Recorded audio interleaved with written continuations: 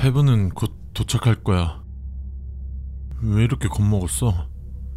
이곳엔 날 해칠 만한 건 없는 거 알잖아. 아이씨, 페브는 어디 있는 거야? 방금 그냥 바람 소리겠지? 페브?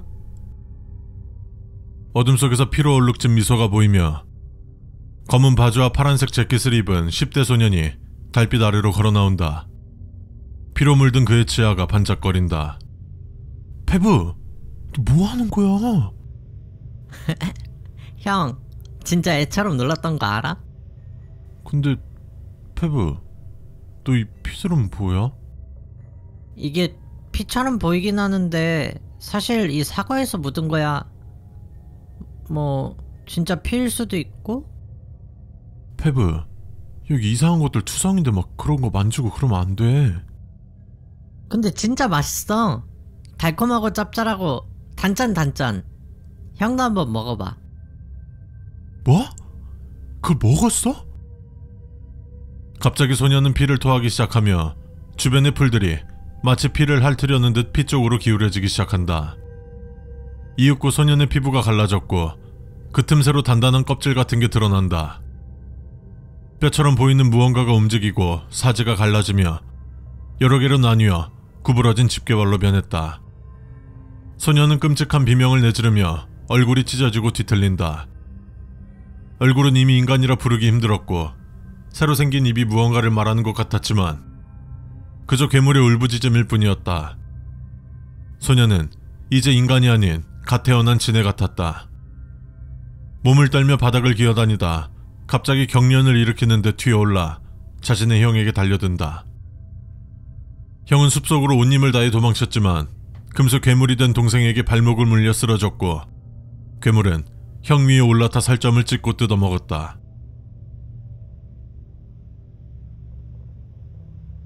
레벨 65는 안개가 자욱하게 낀 숲으로 다양한 종류의 낙엽수가 자라고 있는데 이곳에서 발견되는 식물들은 프론트룸에서 발견되지 않은 것들입니다.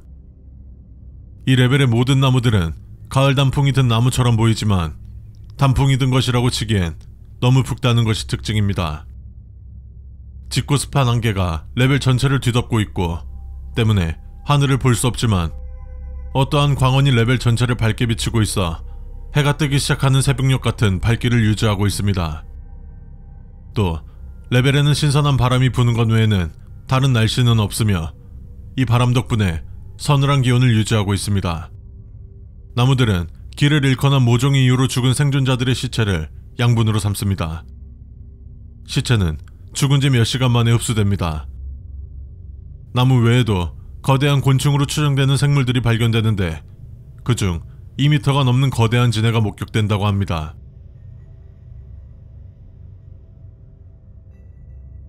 피사과나무는 약 5m 간격으로 물이 지어 자라며 일반적인 사과나무와 비슷해 보이지만 보통의 사과나무보다 약 1.5배에서 2배 정도 크고 빨간색이 아닌 핏빛 사과가 자라나 피사과나무라는 이름이 붙여졌습니다. 피사과에 구멍이나 상처를 내면 점성이 있는 액체가 분비되는데 눈으로 봐도 맛을 봐도 피와 유사합니다. 피사과를 먹게 되면 메스꺼움을 느끼고 피를 토합니다. 그 후 얼마 지나지 않아 진해처럼 변형되기 시작합니다.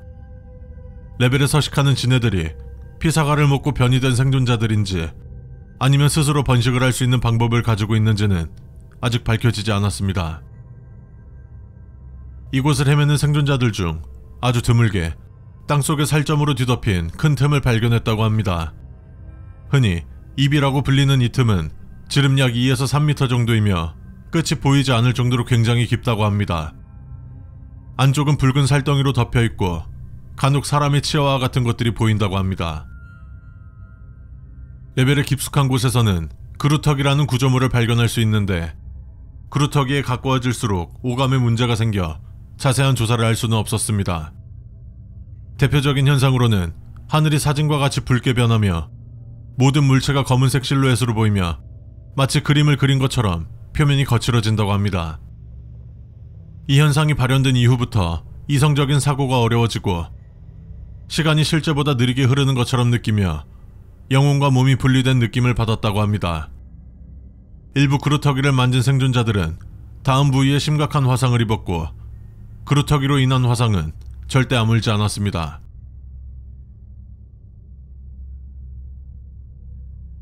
레벨 65는 숲이 있는 대부분의 레벨에서 나무문을 발견한다면 올 수 있으며 입구이자 출구로 사용할 수 있다고 합니다.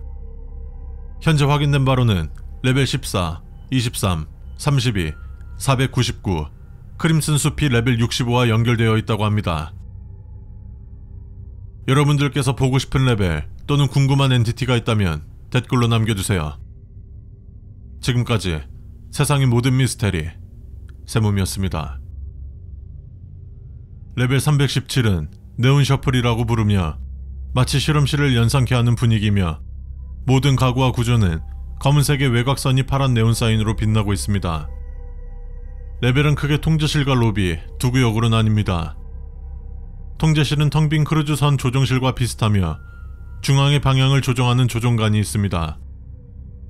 뒤편에는 무게 제한이 없는 엘리베이터가 있고 엘리베이터는 버튼을 눌러 원하는 층으로 이동하는 것이 아닌 엘리베이터가 있는 어떤 곳이든 이동할 수 있으며 L버튼만이 유일하게 확정적으로 로비로 이동할 수 있습니다. 통제실 창문 밖에는 네온 셔플이라 불리는 이상한 게임이 보이며 여러 사람이 동시에 다른 게임을 플레이할 수 있는 것으로 보아 통제실은 여러 개가 있을 것이라고 추정하며 한 통제실에 여러 명이 갈 수 있는 것도 가능하지만 조건은 모두 로비에서 동시에 엘리베이터를 타야 합니다. 로비는 카페처럼 꾸며져 있으며 수프, 샌드위치, 감자튀김 등이 항상 비치되어 있습니다. 로비 왼쪽 끝에는 버튼 하나만 달린 자판기가 있는데 액체로 된 무언가를 상상하고 누르면 얻을 수 있습니다. 단, 독성 물질이나 위험한 물질을 상상하고 누르면 독특한 맛의 탄산음료가 나옵니다.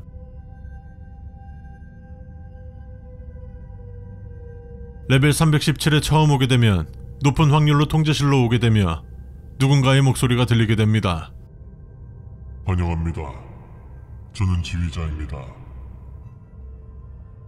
자칭 지휘자는 생존자에게 엘리베이터로 돌아가고 싶다면 10단계의 게임을 완료하라고 합니다. 게임은 13/8 격자 위에서 핑크색 블록 하나와 녹색 블록 하나를 동시에 움직이는 방식입니다. 입력은 두 블록에 동시에 적용되며 각 블록을 각각의 목표 지점에 넣어야 클리어됩니다. 튜토리얼 이후엔 난이도가 점점 올라가며 다양한 특수 스타일들이 등장합니다. 클리어하면 보상으로 랜덤한 오브젝트를 받을 수 있습니다.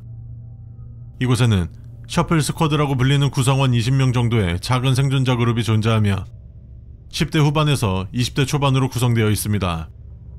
이들은 매우 친절하고 이 레벨로 온 생존자들을 적극적으로 도와준다고 합니다. 이 레벨의 입구는 어떤 레벨이든 10층 이상 이동 가능한 엘리베이터에서 3, 1, 7층의 버튼을 순서대로 누르면 이곳으로 올 수 있으며 로비에 있는 엘리베이터를 통해 엘리베이터가 있는 모든 레벨 중 랜덤하게 갈 수 있고 로비 화장실 거울에 거꾸로 된 오각형을 정확하게 그리면 레벨 158층으로 이동할 수 있습니다.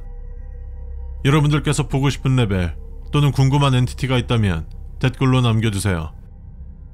지금까지 세상의 모든 미스테리 세몸이었습니다. 레벨 144는 늘 잿빛 구름이 하늘을 뒤덮고 비가 멈추지 않습니다. 비의 세기는 수시로 약해졌다가 강해지지만 낙뢰는 거의 끊이지 않습니다. 이곳의 비는 단순한 자연현상이 아니라 생명체에게 직접적인 위험을 끼칩니다. 땅은 대부분 진흙으로 덮여 있으며 이 위를 직접 걸어다니는 것은 매우 위험합니다. 집안이 불안정하여 생존자는 순식간에 진흙 속으로 빠져 생명을 잃을 가능성이 큽니다. 준비되지 않은 상태로 이곳에 들어온 사람들 대부분이 진흙에 빠져 생을 마감합니다. 이 레벨을 안전하게 이동하기 위해서는 높이 약 15m, 폭 약 1.5m의 돌로 만들어진 높이 솟은 다리를 이용해야 하지만 중간중간 심하게 부식되고 균열이 있어 언제 붕괴될지 알 수 없습니다. 다리들은 대부분 일직선으로 이어지지 않으며 중간중간 끊어져 있습니다. 때문에 종종 되돌아가거나 다른 다리를 찾아야 하는 경우도 생깁니다. 바람이 약하고 비가 잦아드는 짧은 시간대에만 이동하는 것이 그나마 안전합니다. 이 다리는 지금은 없어진 생존자 그룹의 전초기지로 가는 길로 사용된 것으로 추정하고 있습니다만 확실하지 않습니다.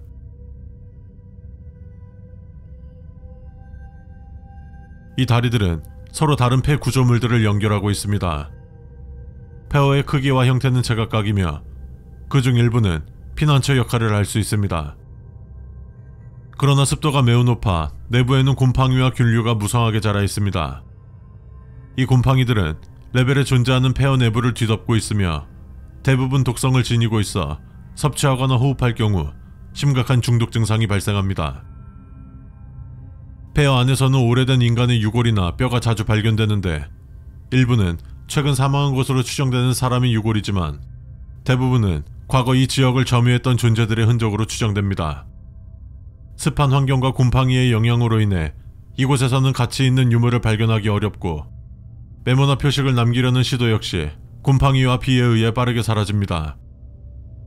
레벨 144는 의도적으로 진입하기보다 우연히 노클립 현상으로 들어오게 되는 경우가 대부분입니다.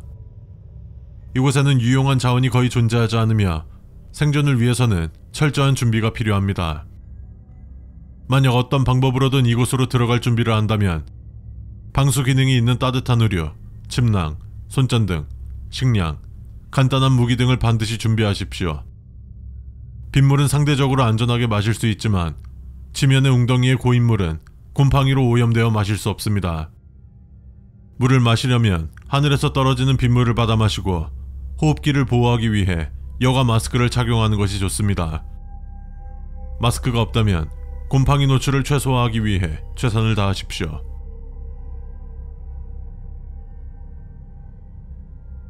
이 레벨의 가장 큰 위협은 이플루젠틴이라 불리는 거대 인간형 엔티티입니다. 비가 올 때 멀리서 보면 마치 가로등으로 착각할 수 있습니다. 평균 신장은 20m를 넘으며 평평하고 넓은 발로 진흙 위를 자유롭게 이동합니다. 피부는 남색빛 비늘처럼 보이며 곳곳이 곰팡이로 뒤덮여 있고 손도 다리와 비슷하게 길지만 특별한 목적을 위한 것인지 아니면 단순 발달 과정의 흔적인지는 불분명합니다. 머리는 둥근 구형태로 속이 비어있고 목은 자유롭게 회전합니다. 얼굴 부분에는 눈이나 입이 없으며 그 빈 공간에서 강렬한 빛을 발산합니다. 이 플루젠틴들은 주로 제자리에서 정지한 채 주변을 감시하며 머리를 천천히 360도 회전시키는 모습이 마치 등대처럼 보입니다. 때로는 이동하면서 머리를 아래로 기울이고 빛을 좌우로 흔들며 주변을 탐색합니다. 레벨 어느 곳에서나 이들을 목격할 수 있는데 보통 독립적으로 움직이지만 간혹 몇몇의 개체가 작은 무리를 지어 있는 모습도 볼 수 있습니다. 이들은 평소 인간에게 무관심한 듯 행동하지만 어느 순간 이유 없이 공격적으로 변하기도 합니다. 인간을 향해 공격성을 드러낼 때는 마치 심해 깊은 곳에서부터 들려오는 고래의 울음소리와 같은 소리가 들린다고 하는데요. 이 소리들로 서로 간단한 의사소통을 하는 것으로 추정하고 있습니다. 다리 위를 걷는 사람을 쫓거나 폐허의 그림자 속에 숨어 있다가 기습하는 경우도 있습니다. 사람을 붙잡으면 머리에 빈 공간으로 집어넣는데 그 이후 생존한 사례가 없어 내부에서 어떤 일이 일어나는지는 밝혀지지 않았습니다. 빛에 직접 노출되면 강한 현기증을 느끼거나 실신하며 이들의 힘과 속도는 인간을 훨씬 능가합니다. 다행히도 이들은 폐허 자체를 파괴하지는 않습니다. 따라서 폐허 내부는 비교적 안전한 피난처로 간주됩니다. 보통 한 개체가 2~3명 정도를 공격한 뒤 흥미를 잃고 떠난다는 보고가 있습니다. 또한 진흙 속에서 다른 미확인 생명체가 움직인다는 목격담도 있습니다만 확실한 정보는 아니며 이 지역에는 여러 종류의 엔티티가 공존하고 있는 것으로 보입니다.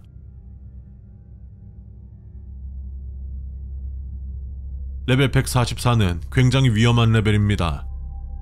끝없이 내리는 비와 진흙, 그리고 거대한 빛의 존재들 속에서 이곳을 탐험하려는 시도는 곧 생존을 건 도전이 될 것입니다. 이 레벨에 진입하게 된다면 생존을 위해 최선을 다하십시오. 여러분들께서 보고 싶은 레벨 또는 궁금한 엔티티가 있다면 댓글로 남겨주세요. 지금까지 세상의 모든 미스테리 세몸이었습니다. 주의, 이 레벨의 번호가 69라는 이유로 유치한 농담을 하거나 장난처럼 다루는 행위는 절대 허용되지 않습니다. 레벨 69는 짙은 안개와 완전한 어둠에 덮인 끝없는 버려진 고속도로입니다. 이 레벨에 들어온 사람은 처음 깨어난 차량 안에서 절대 벗어나지 말아야 하며 그렇지 않으면 목숨을 잃게 됩니다.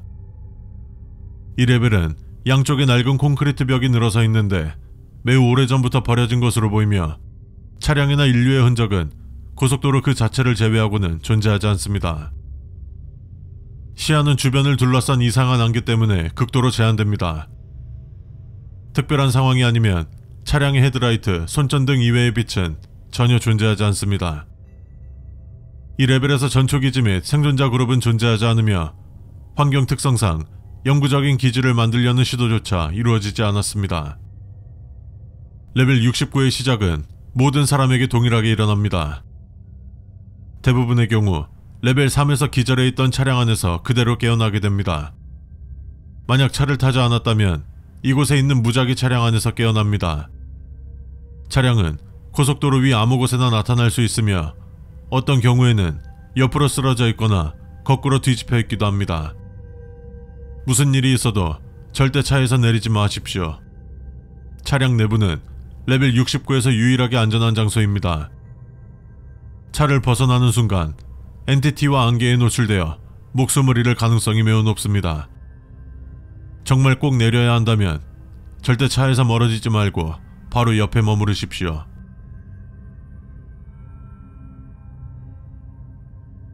이 레벨의 안개와 대부분의 엔티티들은 차를 피하려는 경향을 보입니다. 그래서 많은 이들이 이 레벨의 엔티티는 차를 두려워한다고 믿고 있습니다. 차량 주변에서의 엔티티 행동은 향후 연구될 예정이며 연구 목적은 공개하지 않을 것입니다.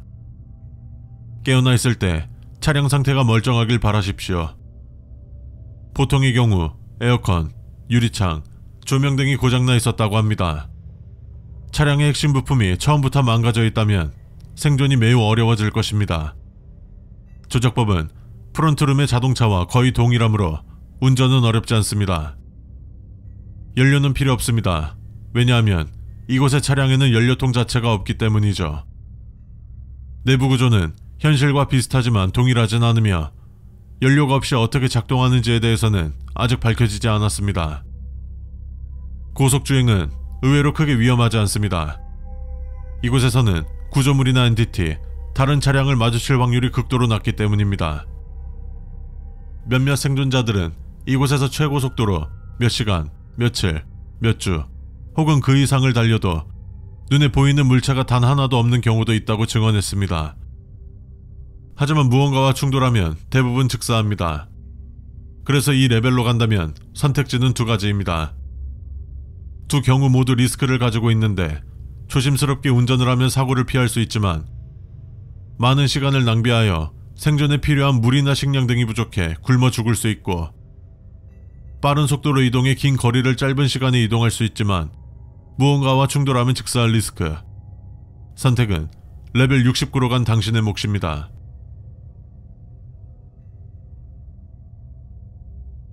매우 드물지만 스마일러 또는 레츠를 마주할 수 있습니다. 이들은 다른 레벨에서 마주한 개체들보다 훨씬 더 공격적일 것입니다. 이유는 간단합니다. 이곳에서는 먹잇감을 거의 찾을 수 없기 때문입니다. 이 레벨 어디에서든 차량을 너무 오래 멈춰두지 마십시오.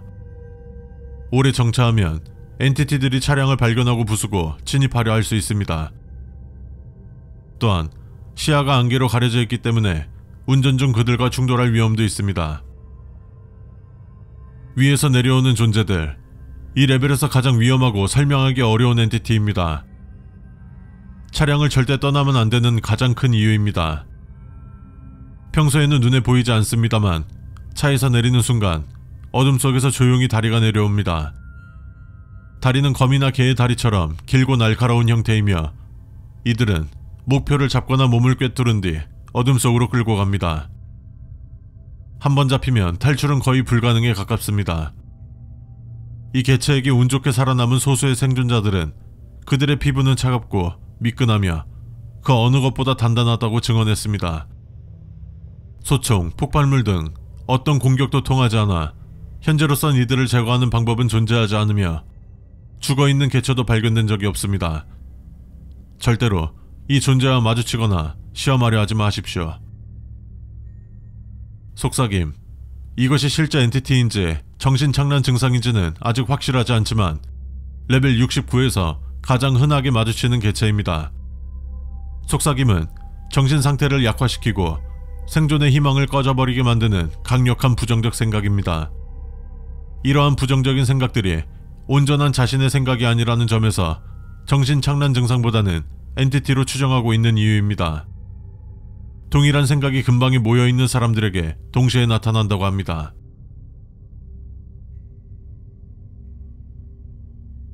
레벨 69의 가장 흔한 입구는 레벨 3에 있습니다. 레벨 3에 팔각형 모양의 방으로 가는 문이 있는데 그 팔각형 방 안에 차 한 대가 있을 겁니다. 그 차량이 그곳에 어떻게 있는지 어디에서 온 것인지 알 수 없습니다. 차량에 앉아있으면 몇 분 내로 어지러움을 느끼며 의식을 잃습니다. 차량 안 모든 사람이 기절한 뒤 정확히 7초 후 차량과 사람은 모두 사라지고 다시 눈을 뜨면 레벨 69의 고속도로 위에서 깨어납니다. 다른 방법으로는 레벨 6, 8, 23, 33에서 바닥이 무너지는 것이 아닌 사라지며 끝없는 낭떠러지로 추락하다 기절하면 레벨 69의 무작위 차량 내부에서 깨어납니다. 최근 아몬드 워터를 마신 직후 갑자기 사라져 레벨 69에 도달한 사례 6건이 발견됐으며 현재 조사 중입니다. 탈출 방법은 고속도로 옆 수직 터널에 진입하는 것인데 충분히 오랜 시간 운전하면 고속도로를 가로지르는 터널이 나타납니다. 이 터널은 굉장히 이질적이라 쉽게 발견할 수 있습니다. 터널 안으로 진입하면 약 17시간 동안 계속 운전해야 합니다. 시간이 지날수록 안개가 사라지고 터널 천장에 조명이 켜지기 시작하며 터널의 조명이 모두 켜졌을 때 차에서 내려 걸어가야 합니다. 이를 무시하고 계속 운전한다면 차량이 폭발할 수 있습니다. 차량을 버리고 걸어가면 레벨 11에 도착하게 됩니다. 나온 후에 터널로 다시 돌아가지 마십시오. 돌아간 사람은 존재하지 않습니다.